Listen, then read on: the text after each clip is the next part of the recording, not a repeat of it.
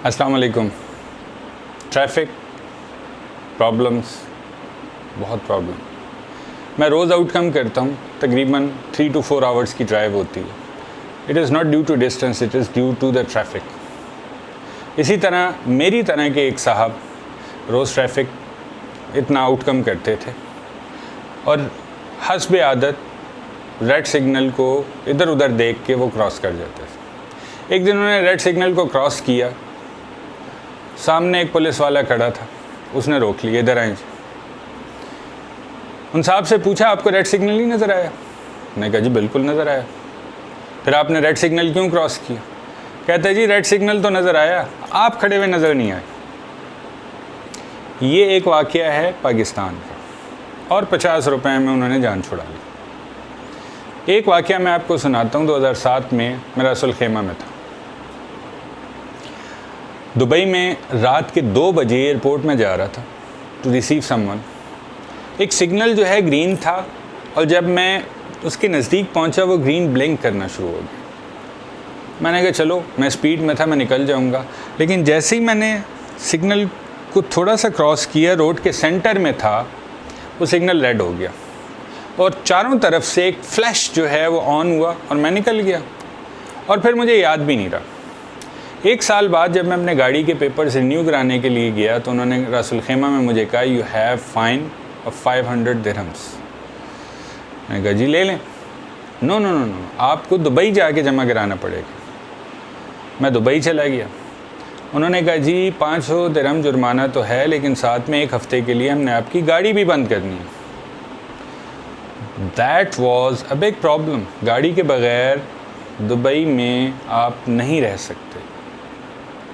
कुछ भी करके बहरहाल मजबूरन मैंने वो 1 हफ़्ता गाड़ी उधर जमा करा दी। लेकिन वो 1 हफ़्ता जिस अज़ियत और अज़ाब में मैंने गुजारा, उसके बाद जितना अरसा मैं वहाँ पे रहा, मैंने कभी सिग्नल तोड़ने की हमाकत नहीं की। उसके बरक्स पाकिस्तान में इट इज़ अ रूटीन।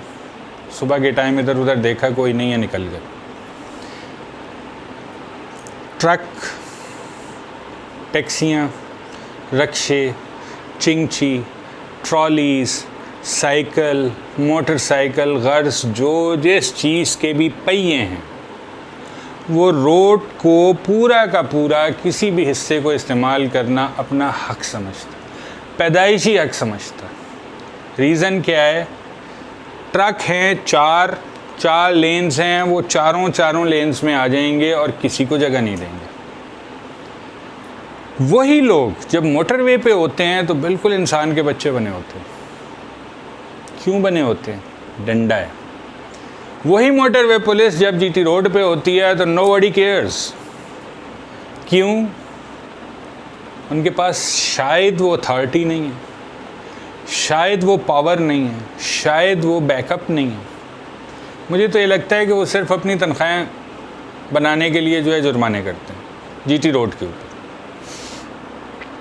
किसी को ये नहीं पता कि फ़ास्ट लेन किस लिए, सेंटर वाली लेन किस लिए। फ़ास्ट लेन में इंतहाई स्लो स्पीड में जा रहे हैं, लेकिन जगह नहीं देनी, साइड पे नहीं होना।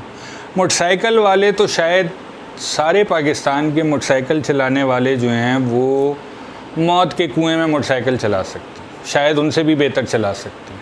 इस तरह के बाजीगर किस्म के मोटरसाइकिलिस्ट हैं कि आई समटाइम्स अफ्रेड किधर से कौन निकल आएगा। ना शीशे में नज़र आते हैं, ना बैक व्यू मिरर में नज़र आते हैं, कुछ पता नहीं चलता।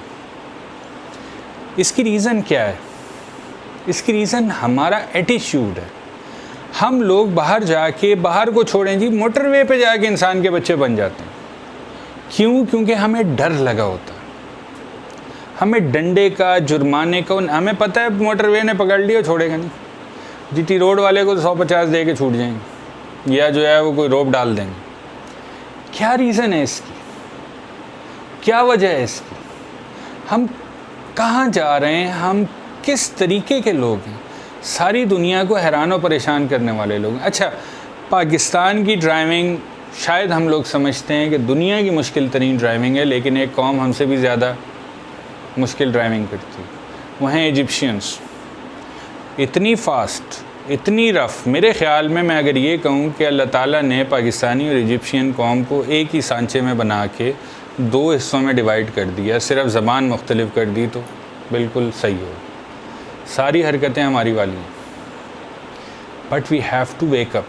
हमें अपने आप को ठीक करना, हमें अपने आप को सही करना। छोड़ें हुकूमत को, किसी को, कोई आके कुछ नहीं कर सकता। जब तक मैं ख़ुद ठीक नहीं होना चाहता ना, कोई मुझे ठीक नहीं कर सकता। अपने आप को ठीक करें, अपने अंदर गिरेबान में झांक के देखें, शायद माशरा बेहतर हो जाए, शायद हमारे हालात बेहतर हो जाए। Think about it. कोई सजेशन है, कोई बात है, कोई आपकी राय है, ज़रूर कमेंट में दें। I will appreciate. Thank you very much.